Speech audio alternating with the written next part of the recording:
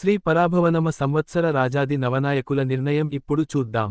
చైత్ర శుద్ధ పాడ్యమి వారాధిపతి రాజు గురుడు. గురుడు రాజైన బ్రాహ్మణులు కర్మాసక్తులు ధర్మయుక్తులుగా రాజులు సన్మార్గులు నీతిమంతులుగా అగుదురు. ప్రజలకు సుభిక్షము ఆరోగ్యము కలిగి ఉందురు.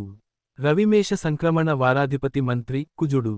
కుజుడు మంత్రి ఆగుటచేత అగ్నిభయము, అల్పవర్షము మరియు యుద్ధ భయము ఉండును. రవిసింహ సంక్రమణ వారాధిపతి సేనాధిపతి చంద్రుడు. చంద్రుని సేనాధిపత్యముచే వర్షములు అధికముగా ఉండును, పంటలు పండును, గోవులు అధిక పాలు ఇచ్చుచుండును, ప్రజలకు రోగ భయము లేదు. రవి కర్కాటక సంక్రమణ వారాధిపతి సస్యాధిపతి శుక్రుడు. శుక్రుడు సస్యాధిపతి ఆగుటచే మాగాణి, మెట్ట భూములలో పంటలు బాగుగా పండును. రవి ధనుసంక్రమణ వారాధిపతి ధాన్యాధిపతి బుధుడు. బుధుడు ధాన్యాధిపతి ఆగుటచే మధ్యమ వృష్టి పంటలు తక్కువ పండును, వాయుపీడిత మేఘములు కలిగి రాజులు భయభ్రాంతులు అగుదురు. రవి మిథున సంక్రమణ వారాధిపతి అర్ఘాధిపతి చంద్రుడు. పంటలు బాగుగా పండును, అధిక దిగుబడి అధిక ధరలు ఉంటాయి. రవి ఆరుద్ర నక్షత్ర ప్రవేశ వారాధిపతి మేఘాధిపతి చంద్రుడు. అనేక రకములైన ధాన్యములు ఫలించి గోవులు అధిక పాలను ఇచ్చును.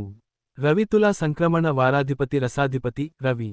రవి రసాధిపతి ఆగుటచే తిలలు, నూనె, బెల్లము, ఉప్పు మొదలగు రసజాతుల ధరలు తగ్గును. రవి మకర సంక్రమణ వారాధిపతి నీరసాధిపతి శుక్రుడు.